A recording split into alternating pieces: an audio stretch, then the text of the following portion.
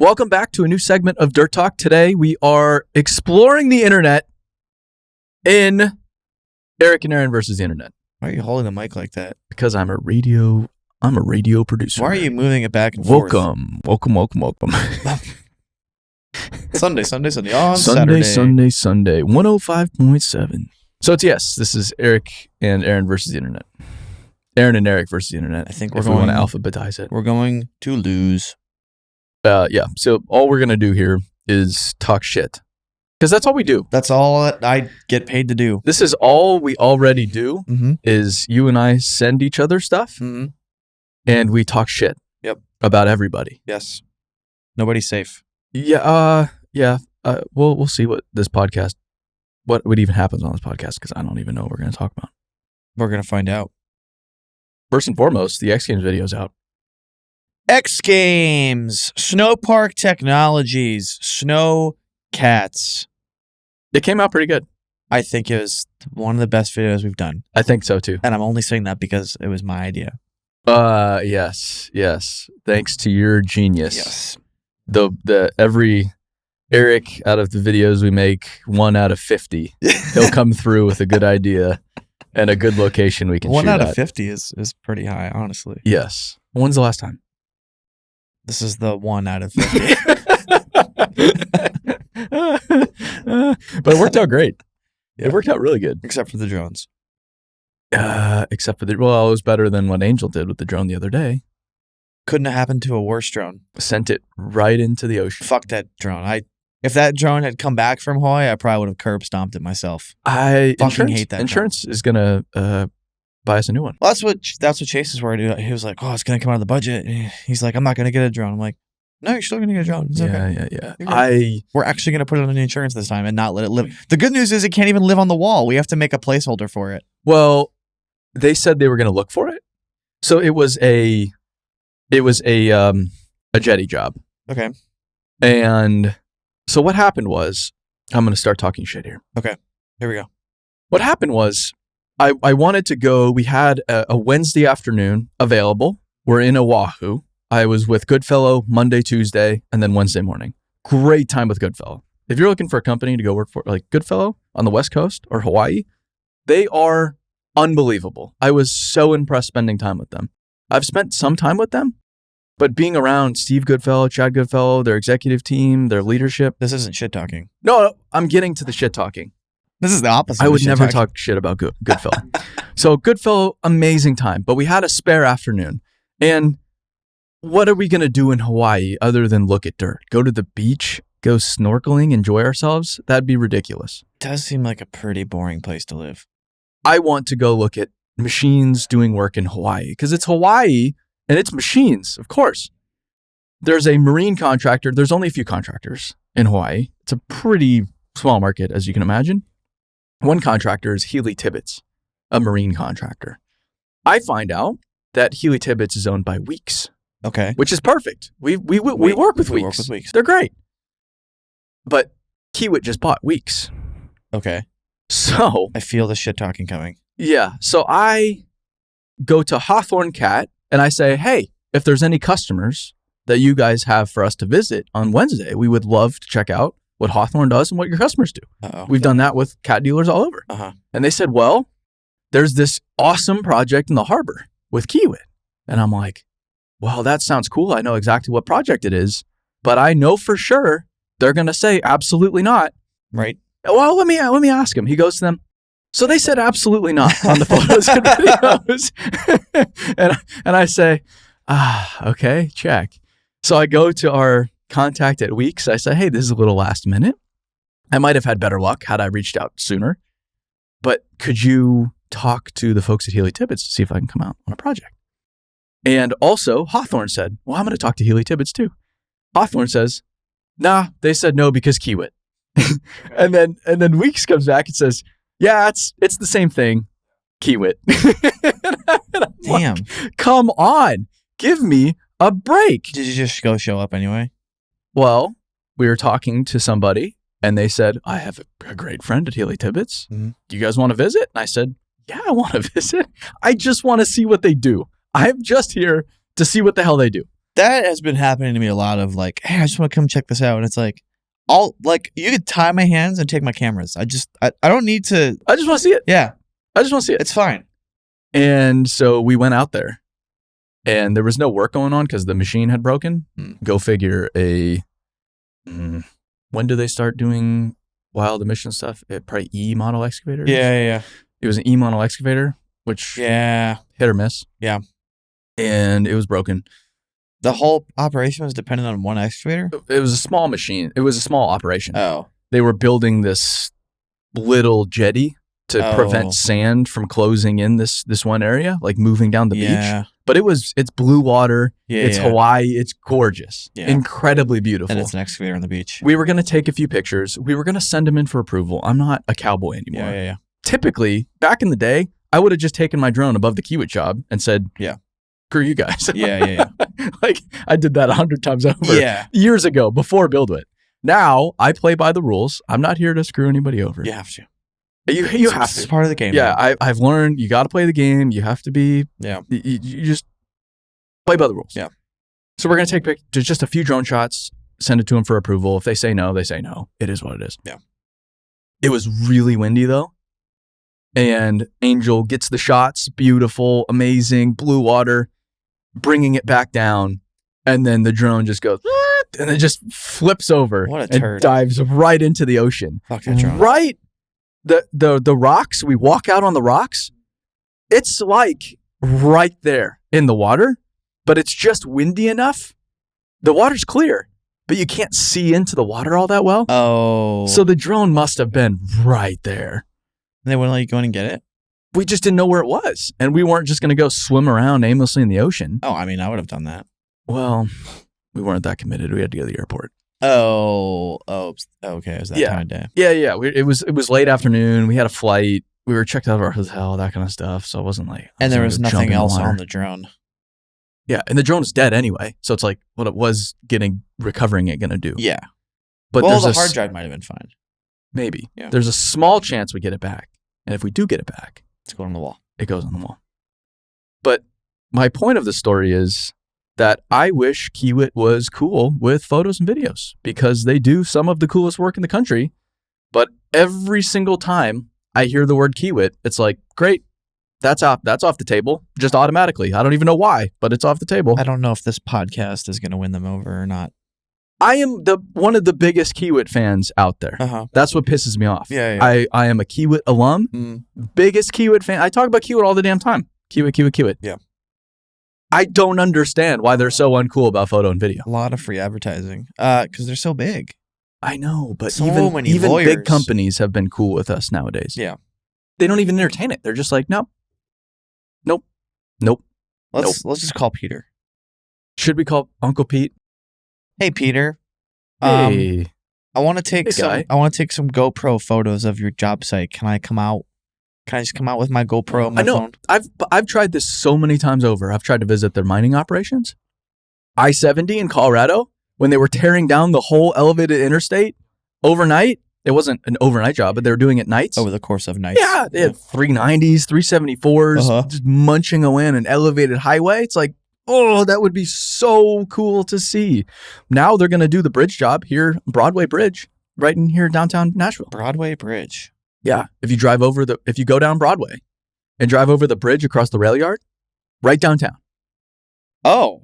What? Whose rail yard? Is it CSX? Yeah, it's CSX. Why? The bridge was built, I think, in like the 40s. So it's just structurally deficient.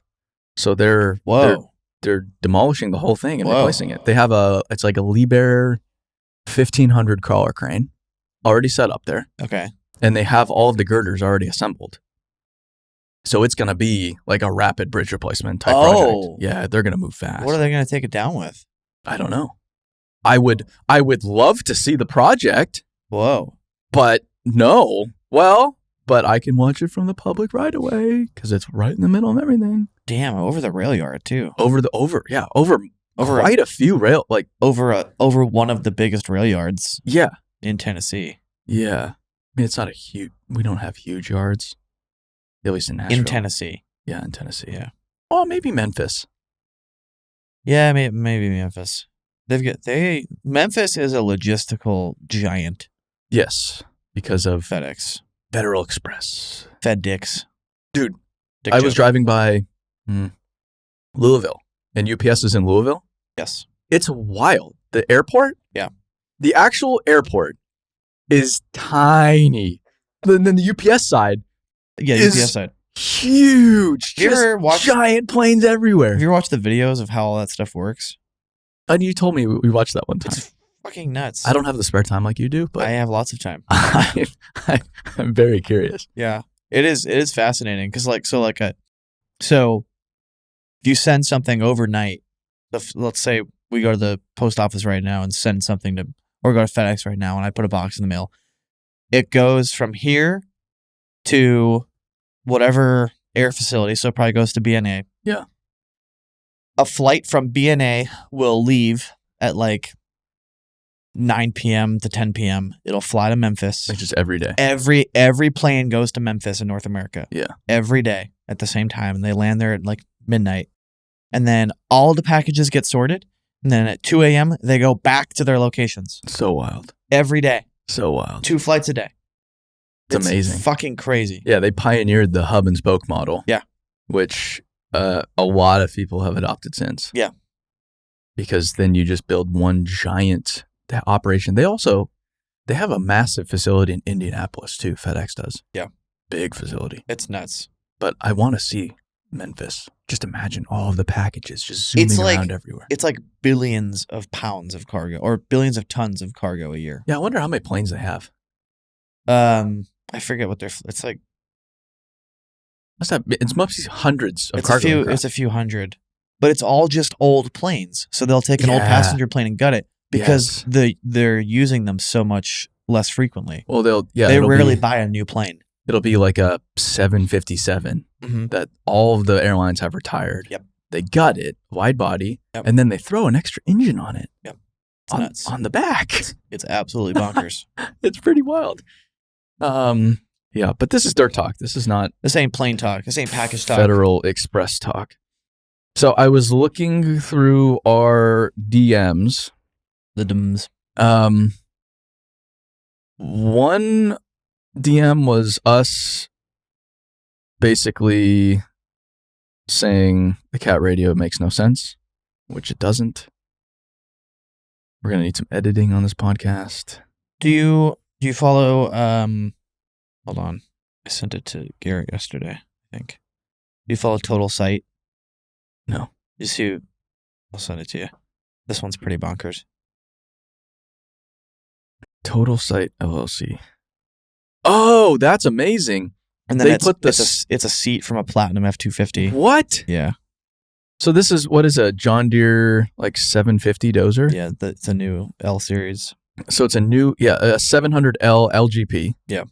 And they have an F250 Platinum seat Uh-huh. with like the Rolls-Royce Star roof above it. Yeah.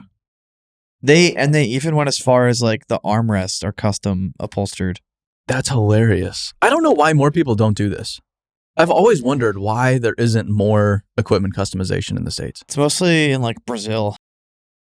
Yeah, well, that was what I was going to say. You see that, like the guy I sent you, the one in Brazil of that excavator that's fully wrapped in like the Brazilian flag. Yeah. And he always has a Kermit the Frog, Yeah. like straddling his little computer Yeah. in the machine.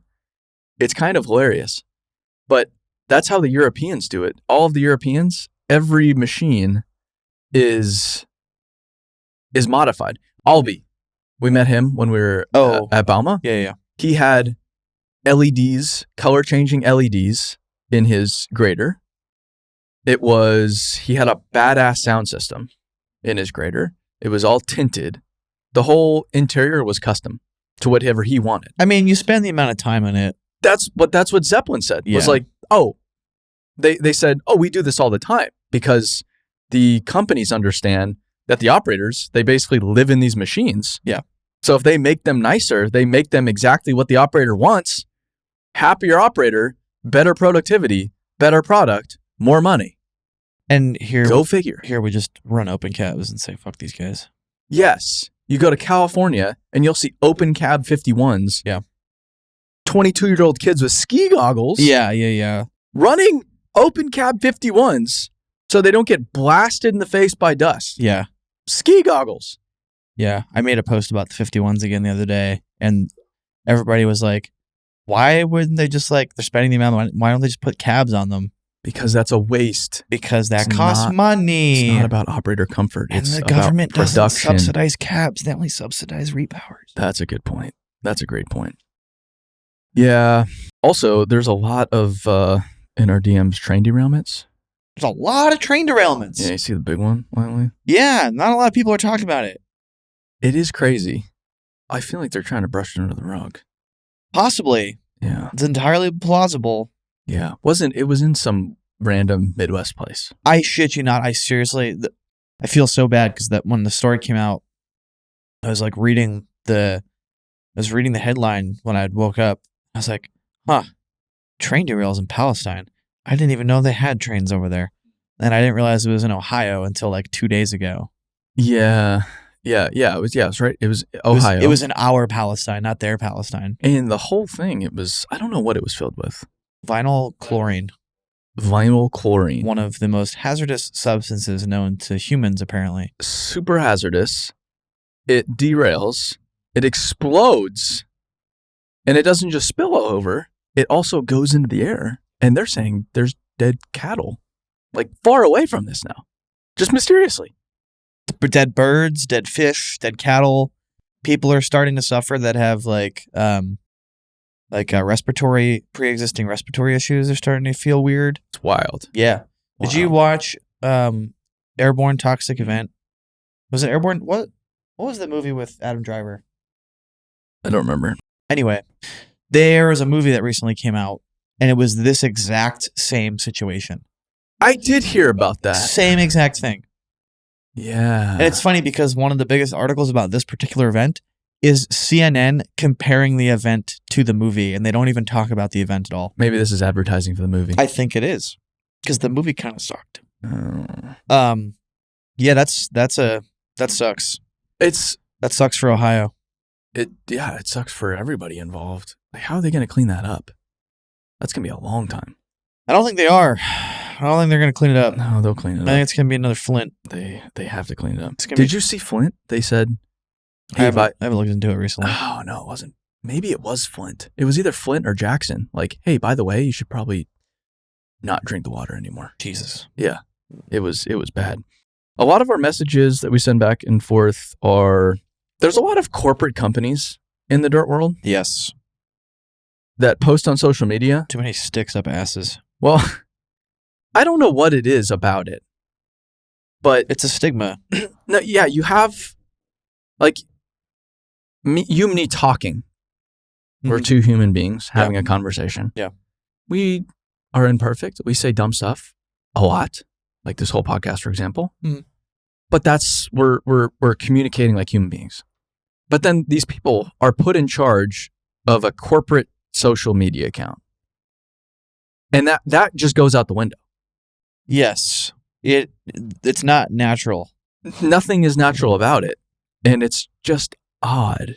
It's really odd. The one that, and I'm only referencing this is because we sent it and it's in the message, but Case, their marketing, and I went back and tracked it because I am absolutely fascinated by this. Are you going to say something nice Should I? or not nice? Should I be saying something? Are they giving us money? I don't know. No. So if you no go back, manufacturers give us money. if you go back to Case North America's account, January 1st, Mhm. they must have hired a new marketing professional because that's where it all starts. And they have a new format for all their posts. It's bright yellow or bright orange. Mm. And then there's a graphic. And recently they made a post with the word shit in it. Really? And I was like, Case is off the rails. See, that's the cool thing to do, though. But they don't actually say the word shit. There's an exclamation point instead of an I. Did you see? So the Minotaur is not a skid steer. You're right. It's a piece of shit. No, it's well, In fairness, I can't say that because they won't let me try it because they know I'm going to say it's a piece of shit. you haven't run one. Yeah. It's a loader dozer, It's a loser. I think is what they're calling it. A loader dozer. It'll be at ConExpo. I'm going to go to their... You see Dave It was Sparks? at ConExpo last time too. And No. Yeah, it was. No. It was... No. Yes, it was. Not the Minotaur. No. Deere had a skid steer with a blade. No. That was the great Minotaur control. was at... Case's big thing, the last time around, They was had the the- electric backhoe. And that was the big deal. I know the We made a dozer was there. backhoe, battery powered. And they had the... Can you the- buy it? the concept No. machine too. But we made one. Yeah. And now every single manufacturer at this ConExpo is going to be talking about batteries. Watch. Every single one is going to be talking about batteries. That's what I said to Chase yesterday because we were talking about what we're going to do for ConExpo. I'm going through Case's website to try to figure out what they're finding, what they're calling this thing. My prediction for ConExpo, we're not going to see anything truly exciting from a new equipment standpoint as far as like new models or updated versions of things. I think the only potential for cool things, like if we're talking the big manufacturers, like everything's already out. Like we're past the cycles for all the new stuff. So the only cool thing that I would like to see that I know I'm not because I know they're a few years out on it yet is the next gen skid steers from Cat. because those will be totally updated. Those need to be totally updated because they're 13 years old on the current platform. And they still It's one of the oldest platforms that they've run. they use, but it works really well still. It's fine. Yeah, It's good enough. it's really good. It's good enough. Yeah. Ours wasn't free. It's good enough. That's true. Yeah, we paid full price. I don't have to tell them how they want me to tell it. So I think we're not going to see a lot of cool big shit. It's going to be a lot of mind-blowing technology. I'm telling you, it's going to be all about batteries and how they're saving the environment. You're going to have that, but I think there's going to be like That's all Bauma was. I think there's going to be like the super special bucket that we saw at the company that we can't talk about. Yeah. There's going to be a lot of that stuff. We can talk about AMI and Kinshoffer though. AMI. Well, now people are going to know what AMI. company it is. Yeah, but I can talk about it. You didn't say what bucket it was. AMI has a really cool bucket that you should check out at ConExpo. Sure, yeah. It'll be cool technology. It'll be, look at this robot dog. It can scan your job site and everybody's like, wow, that's so cool. Yeah. And then it'll be, we are saving the polar bears with our genius battery technology that no one actually wants. Fuck them polar bears. Polar bears are super mean.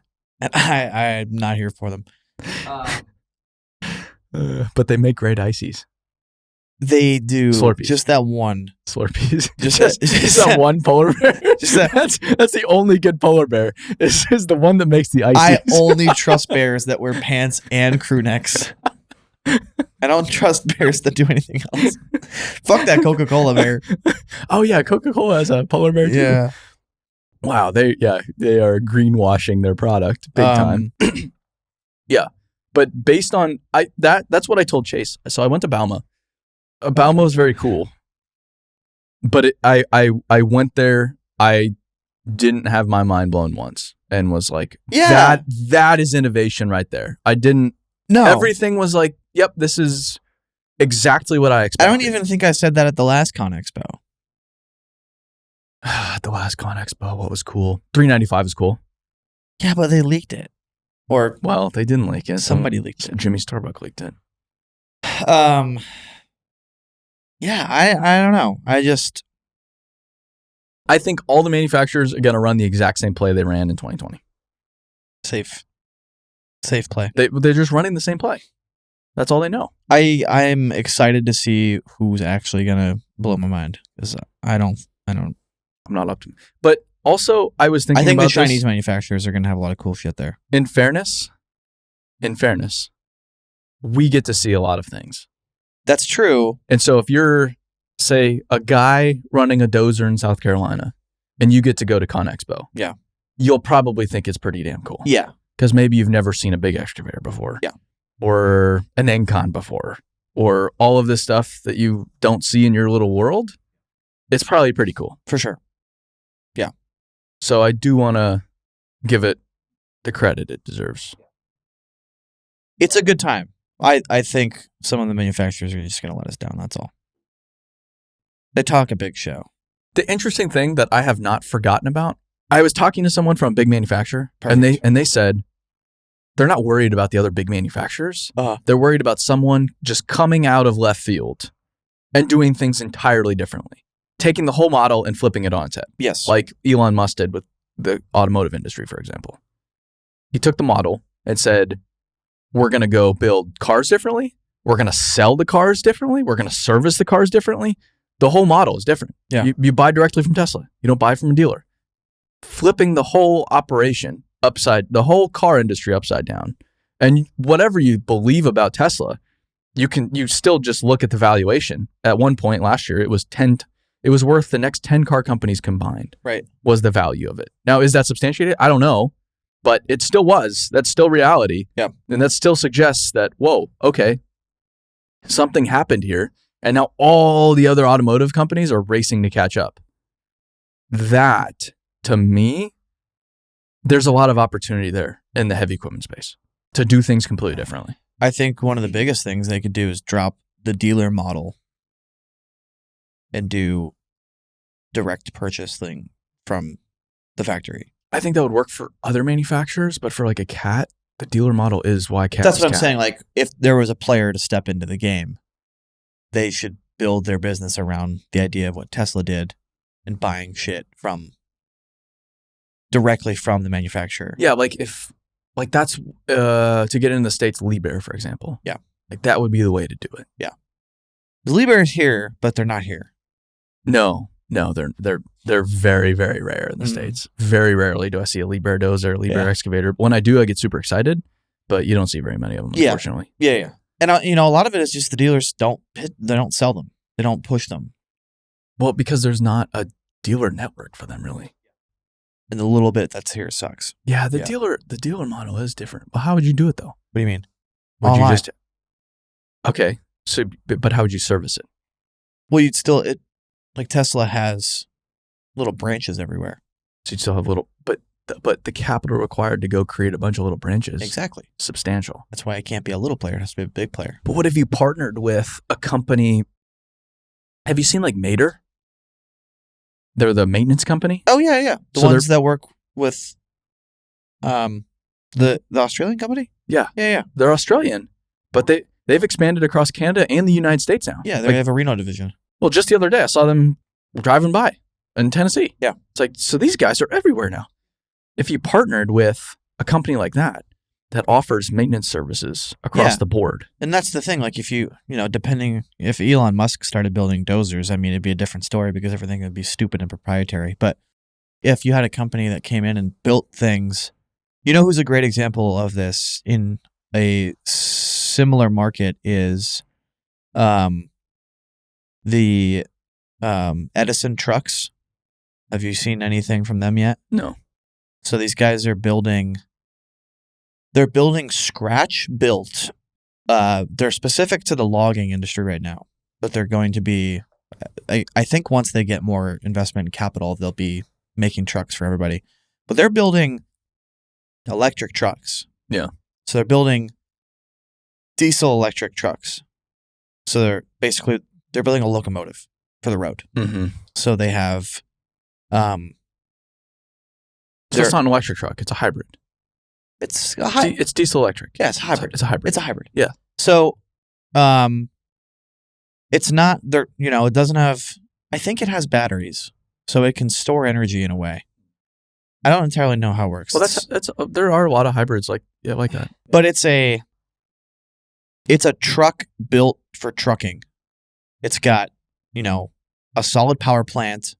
I think they're building them out of they found a loophole where they can build them as glider kits, so they're not emissions. Oh, That's the way they're building them, because it's like a locomotive. It's more of a locomotive than it is a truck. in my eyes. So they can build it with a non-emissions engine, and it's got more power than any truck on the market will to the ground, and it's built right. So I'm seeing like a lot of what Kenworth is doing, a lot of what Peterbilt's doing, and they're just built like so like cheaply and like just the bare minimum. Yeah. These guys are putting like real effort into making a sturdy truck, and then they're rethinking the whole cab system. So like they're center cab trucks now. Oh. So you sit in the middle of the truck, Oh. which is really neat. And there's more cab space, and they're reinventing like the windshield wiper and the windshield wiper bottle.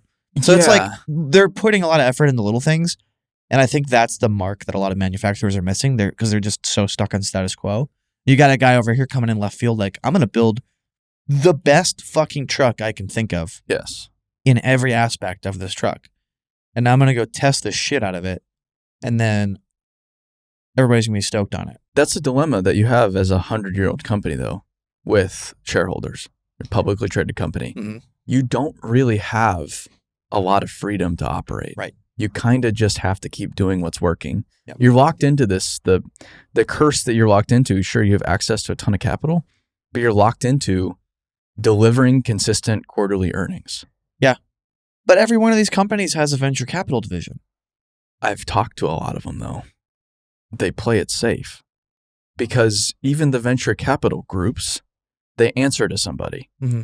And if they make stupid bets that doesn't, they say they want to be innovative. They say they want to be innovative, yeah. But you come to them with something innovative that actually could change things and solve a real big problem. And they're like, that's a little too risky. Like, so then what do you do? Like, what is this capital for then? I don't get it. And it's a little frustrating. So they'll say, we want big things, and they have all these amazing words, and it's exciting. Yeah.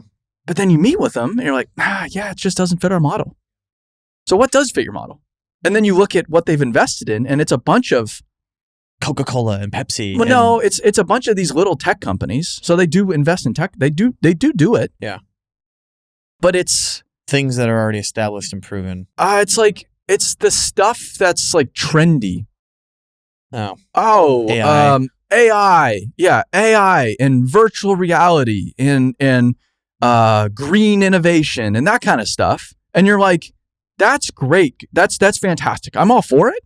Like, my problem with virtual reality, for example, that's, for whatever reason, it's this weird buzzword. When you think about it, it is an oxymoron in itself. Virtual reality. It is. The is whole kind of thing is yeah. But anyway. this whole VR thing has all these people captivated right now in our industry. And I like, that's the future of training is VR. And I just sit there and I'm like, that's great, but that doesn't align with the reality I see.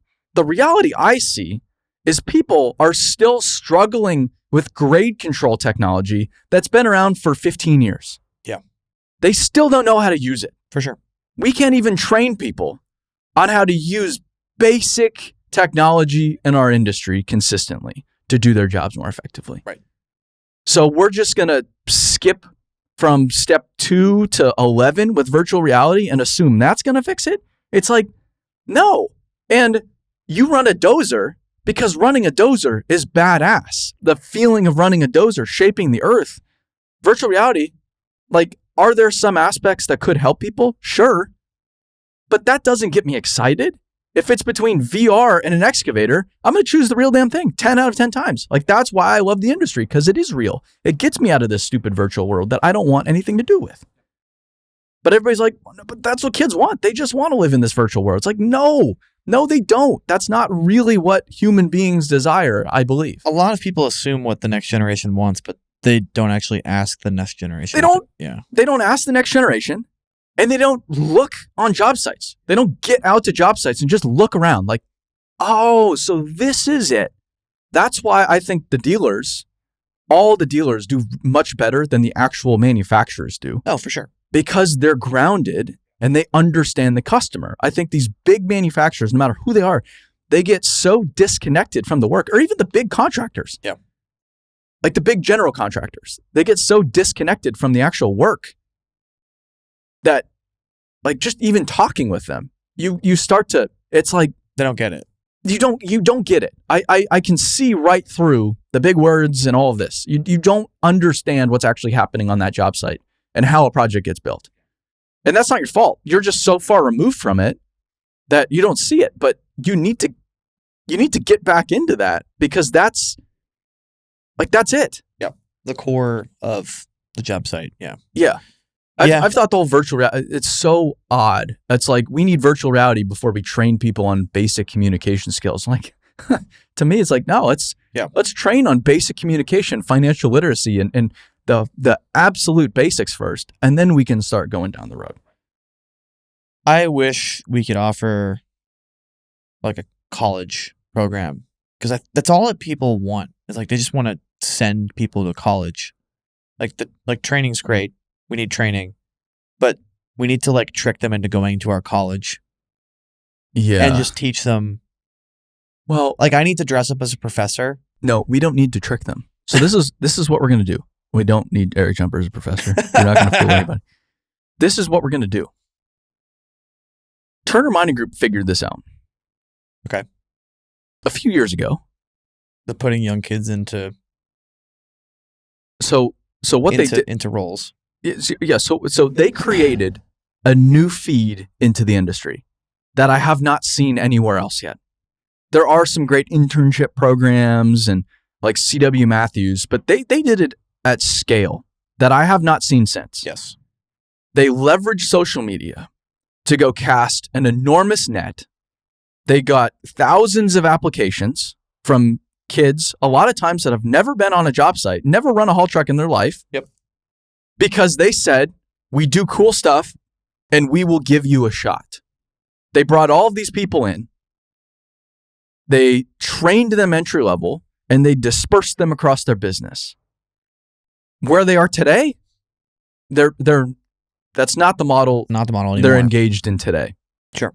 But there's a lot of merit to that model that I think we can employ on a broad scale. And that's what Dirt World is going to become. Yes. So BuildWit becomes the net that we cast across not just our industry, but outside of the industry and say, hey, this is badass, right? And their kids are like, yeah, this is badass. Yeah.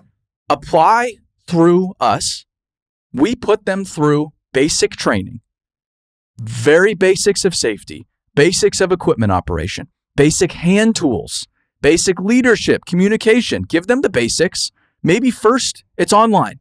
And then we graduate to an actual training facility with a 6-week program or whatever it is, just giving them the basics. And the whole time we say, we're just giving you the basics. And here's the reality of the industry. You're going to have to put in your time. Yep. You're going to have to get in the seat. You're going to have to do the hard work. There's no secret about that. And then we go place them at companies around the United States who then continue their training and actually turn them into productive operators, whatever they are, over the course of a few years. I really think that's kind of, there's a lot you can dissect from Turner Mining. You get, honestly, great case study, if there ever was one for a company. One of the most fascinating case studies in workforce development. So here's where they fell apart. Okay, they had a great everything from the starting of the company to the marketing to, which you attribute a lot to that, to the marketing side. They had a key there was a face of the company and you knew exactly who you were going to work for. It was Keaton Turner. They had awesome equipment. They had the work and they brought in waves of people. So there was 2 problems with their model. Is number one, they didn't really train people to do the job like to the degree that you're talking about. Like, they didn't have a system in place to really train their people. There was no program. It was just individuals being taught by individuals in real time. Yes. In a production setting. And under the gun. And it wasn't uniform across the company because it was people teaching across the board. It's also a different type of work than what most contractors are doing. It's a lot more cut and dry. Yes. So that was the other thing. Like that's something that if you bring this up to a regular contractor, it's like, we could never do that. Yeah, at that's scale what I'm so because tired. we're not set up for it. I know. It's like you could be set up for I'm it though. so tired of hearing that though. You could easily be set up for it. So Turner Mind Group, they're doing very well right now. Oh yeah. They have some badass jobs going actually. So it's not that it deteriorated. They This just is Turner Mining season 1. that was their original strategy. They've pivoted to a different strategy. They pivoted because the mining industry said this is a little too progressive for us. Yeah. Can you just be more like a mining contractor? And they said sure. They became more like a mining contractor and started getting bigger work. Yeah. Imagine that. It's a very, very old school industry. Yeah. But yeah, it wasn't that they didn't have a training program and that bit them because they grew so fast. Yes. If it's you training me, that works pretty well, but that's not scalable. You need a program if it's a to one-on-one make it scalable. and I'm on the same site every day. Yeah. There's Yeah. a lot, I think one of their other big problems was they didn't have enough senior leadership on the ground regularly. Yeah, they needed more infrastructure there to scale that. What I'm saying is maybe it's not on Turner Mining Group, the contractor, to go create all of this I see what you're infrastructure. saying. Yeah. What if BuildWit creates the infrastructure Yeah, exactly. and we create the feed of new people? Yeah. They still do the training. So I'm not promising kids that I'm going to get them ahead, but I am now an entry point into the industry. I will give them real experience and not just skills-based, but train them again on leadership, financial literacy, just basic life. So make them just better people overall because no one's teaching them how to even handle money, for example, and then help the companies develop the training program necessary, implement the training program necessary, and ultimately shore up their workforce. Less of a training program, more of a boot camp. Yes. The BuildWit boot camp. We're just the entry point into the industry. Right. Right now, I can't tell you how many hundreds of kids have messaged me saying, I can't find a way in. None of these companies will give me a shot. They all require 5 years experience. How the fuck am I going to get 5 years experience? I want to work, but I don't have experience. I need someone to give me a shot. Well, kid, you better go cut grass for a couple years because that's all you can do. I don't know what to tell them. I don't know. Oh, but just go here. That's why there was this flood to when Turner Mining Group said, no experience required. It was like, hallelujah. Great. This is my way into this amazing world. Absolutely. I won't think twice about it. I'll go anywhere. I'll work as many hours as I want. I will put my head down and make shit happen. Yeah. They're out there. Contractors are just out of touch with the people, I think, for the most part. Another issue that I've been encountering a lot lately is housing and just like living in an area. So what I mean by that is there's two ways you can look at it. There's a lot of contractors I talk to that are in the middle of bumfucksville and they can't get people to work there. And I'm like, shocker, you are surrounded by more cows than people. Yeah. Yeah. So you need to incentivize those people to come work for you with more than just health insurance. Well, or if you work in a place like Key West or Aspen, you need more than just, we'll give you your deposit for your apartment. You need to, like Shay is offering to pay somebody's entire living situation for a whole year. Correct. Plus a pretty modest salary. Oh, like a really good salary. A very good salary. Yeah, for Colorado. To come run some of the most unique equipment in the country. Yeah, and to be an Aspen. That's what you need to be offering. You can't just say, come work for me, I'll give you $18 an hour. Well, that ain't going to cut it anymore. Yeah, because it's like, the rate's the rate. If you don't like it, go kick rocks. It's like, no. You need to take a more holistic approach. There are contractors, I've pivoted a little bit to, it's not that like you're doing it wrong approach. It's that, hey, we've done it this way for a while. It's worked out really well for us, but the world has dramatically changed. Yeah. And we all know that. This is no secret. We all know it. And we know that what we've done is no longer working. It's like everybody just nods their head when I say, I'm like, yeah, we all know it. So we have to do something differently. We have to, it's not that we don't care for our people, but we have to care for them differently. Caring for our people back in the day was, do I give them a paycheck consistently? Yeah. And pay the market rate? I do. That is my that is my end of the bargain as an employer. Today, that is a dramatically different story. I need to be thinking about them holistically. I need to think about their life, their health, their family, their income, their life, their skills just outside of what they do day to day. I need to think about them as a human being, not as an employee, not as a laborer, not as an operator. And until companies do that, they're going to be hitting their head against the wall. But I've seen a lot of companies do this. It's working out great for them. Yeah. I'm just saying, I don't think it's on the companies to figure out how to create this feed into the industry. I think we can create the feed into the industry. And that's what we're already doing with Dirt World. All of this will already be out by ConExpo. So I don't know when this podcast is coming out, but if it's out by ConExpo, beginning of March, the whole dirtworld.com thing, it's already, version 1's already there. And we have version 2, 3, 4, 5, 6 after that. Yeah. That will become the feed into the industry. Yeah. Cool. So, I don't know. It goes both ways. I've seen it both ways. Oh, these old timers just won't give me a shot.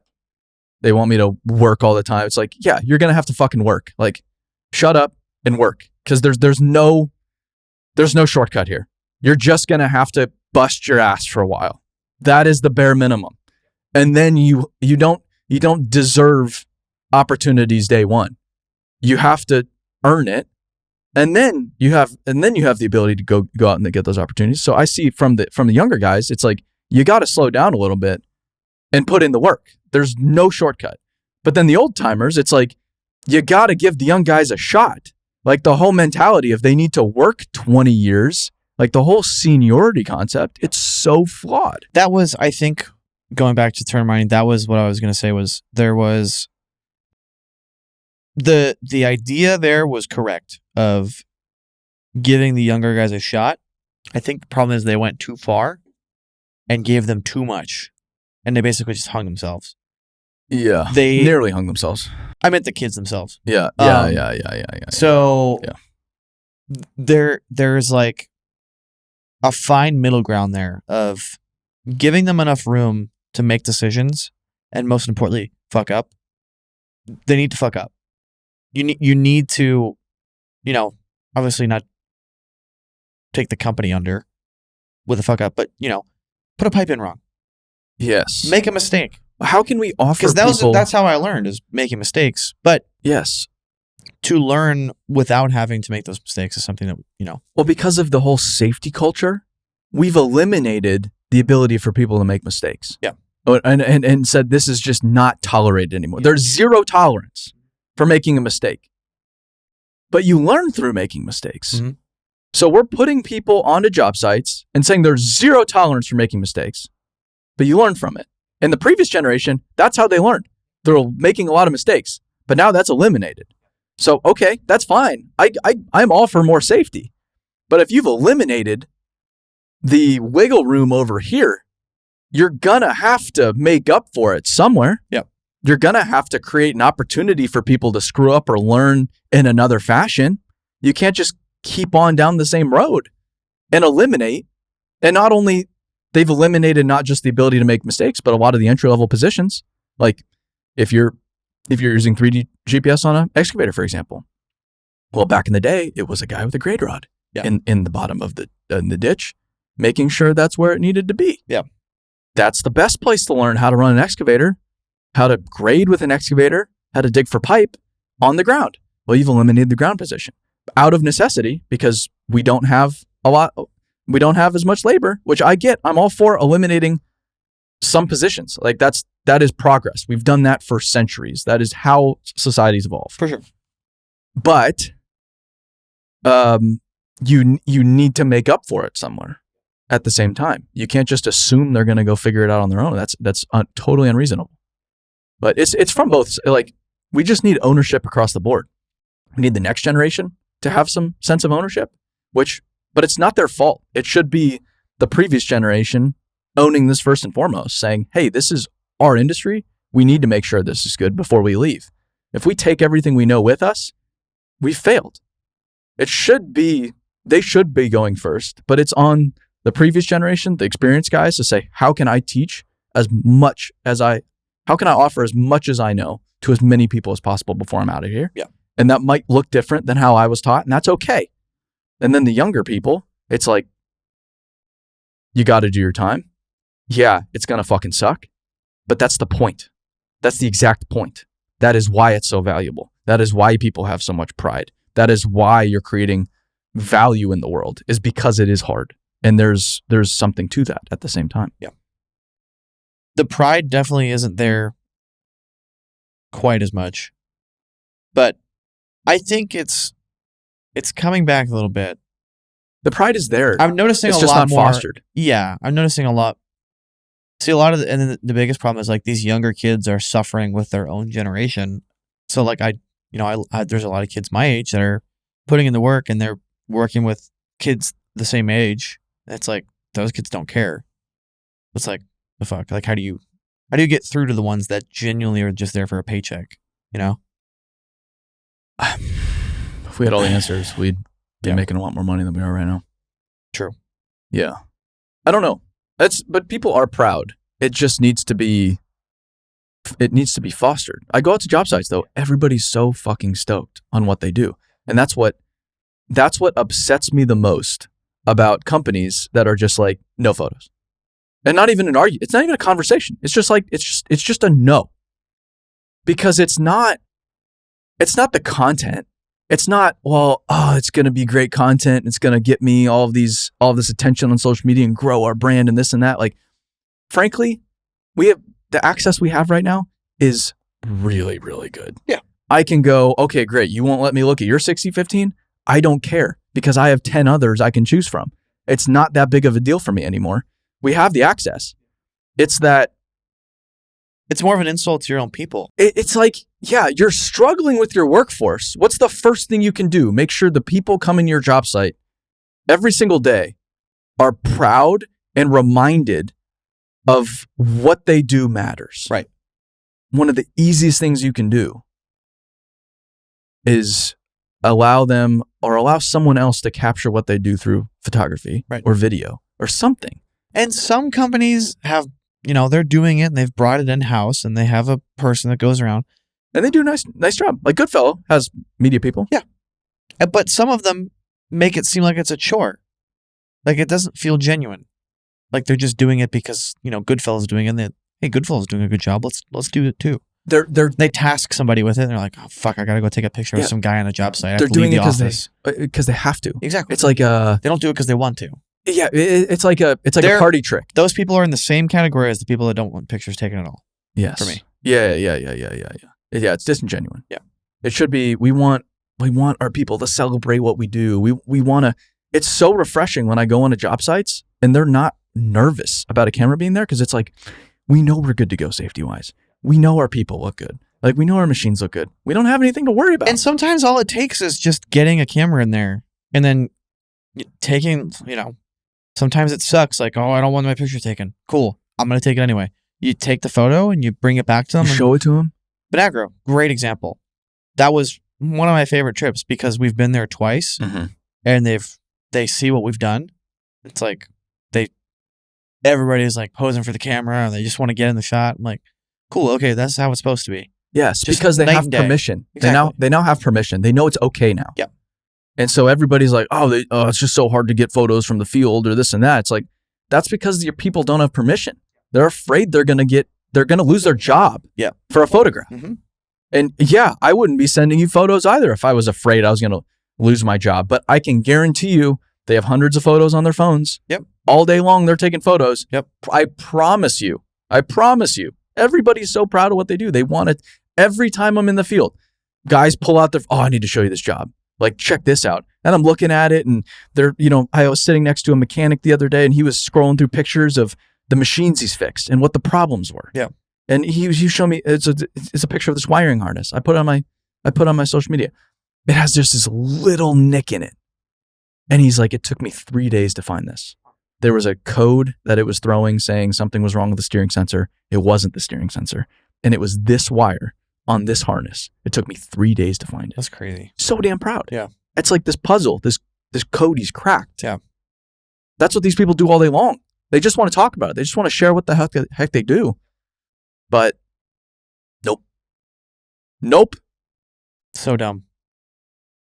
So dumb. It's just I get the rationale. Barely. I barely get it because they're worried about getting sued for something. I get the rationale because that's the easy thing to do. Okay. Saying no is easy. Sure. Status quo, no liability, check.